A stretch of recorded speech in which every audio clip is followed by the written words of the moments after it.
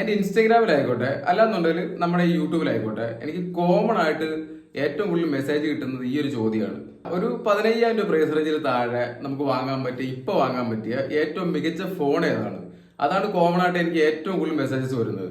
ഈ ഒരു 15,000 രൂപ പ്രൈസ് റേഞ്ചിൽ താഴെ നോക്കുകയാണെന്നുണ്ടെങ്കിൽ നല്ല ഫോൺസ് നമുക്ക് സെലക്ട് ചെയ്തെടുക്കാൻ ഇച്ചിരി ബുദ്ധിമുട്ടാണ്. ആ ഒരു പ്രൈസ് റേഞ്ചിൽ താഴെ വരുന്ന ഫോണുകളൊക്കെ എന്തെങ്കിലുമൊക്കെ കുറവുകളുണ്ടാവും. അപ്പോൾ ഉള്ള ഫോണുകളിൽ ഏറ്റവും മികച്ച ഫോൺ ഏതാണെന്നുള്ളതാണ് ഞാൻ നോക്കിയത്. റിയൽമിയുടെ നോക്കുകയാണെന്നുണ്ടെങ്കിൽ റിയൽമിയുടെ 9i ആണ് വരുന്നത്. അതുപോലെ തന്നെ റെഡ്മിയുടെ നോക്കുകയാണെന്നുണ്ടെങ്കിൽ റെഡ്മി 10T വരുന്നുണ്ട്. ഇൻഫിനിക്സിന്റെ ആണെന്നുണ്ടെങ്കിൽ ഇൻഫിനിക്സിന്റെ 2 ഫോൺസ് വരുന്നുണ്ട്. ഇൻഫിനിക്സ് ഹോട്ട് 20 5G എന്ന് പറഞ്ഞ ഫോൺ വരുന്നുണ്ട്. അതുകൂടാണ്ട് ഇൻഫിനിക്സിന്റെ നോട്ട് 12 വരുന്നുണ്ട്. ഏറ്റവും വില കുറഞ്ഞ 5G ഫോണായിട്ട് വരുന്നത് പോക്കോയുടെ ആണ്. പോക്കോ M4 5G. സാംസങ്ങിന് നോക്കുകയാണെന്നുണ്ടെങ്കിൽ സാംസങ്ങിന്റെ 2 ഫോൺ വരുന്നുണ്ട്. ഒന്ന് സാംസങ്ങിന്റെ A14ഉം അത് ഏറ്റവും ലേറ്റസ്റ്റ് ആയിട്ട് ലോഞ്ച് ചെയ്ത ഫോണാണ് A14. പിന്നെ വരുന്നത് സാംസങ്ങിന്റെ F23 എന്ന് പറഞ്ഞ ഫോണാണ്. ഇനി മോട്ടറോളയുടെ നോക്കാനാണെന്നുണ്ടെങ്കിൽ മോട്ടറോളയുടെ G51 എന്ന് പറഞ്ഞ ഫോണാണ് വരുന്നത്.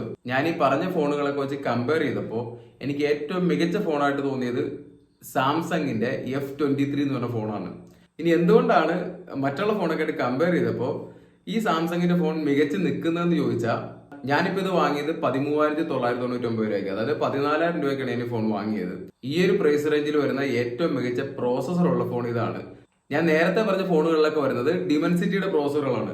ഡിമെൻസിറ്റിയുടെ തന്നെ ഒരു എൻട്രി ലെവൽ 5G ഫോണുകൾക്ക് വേണ്ടി ഉണ്ടാക്കിയിട്ടുള്ള ഒരു നോർമൽ പ്രോസസറുകളാണ് നേരത്തെ പറഞ്ഞ ഫോണുകളിലൊക്കെ വരുന്നത്.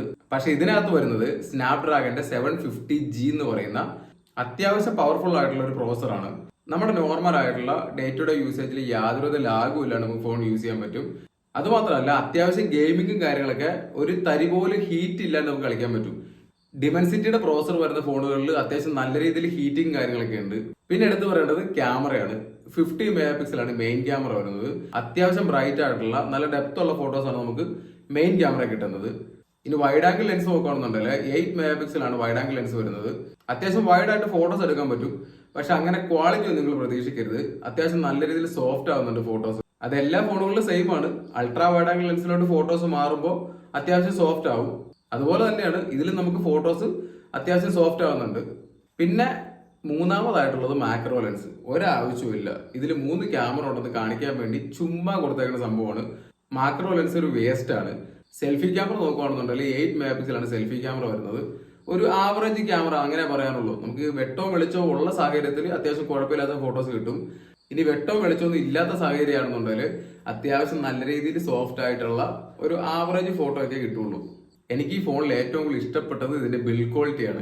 സാധാരണ സാംസങ്ങിന്റെ ഈ ഒരു പ്രൈസ് റേഞ്ചിൽ വരുന്ന ഫോൺ എന്നൊക്കെ പറയുമ്പോൾ ബാക്ക് സൈഡ് ഒക്കെ നല്ല ഗ്ലോസി ആക്കി വൃത്തികേടാക്കി വെച്ചിട്ടുണ്ടാവും.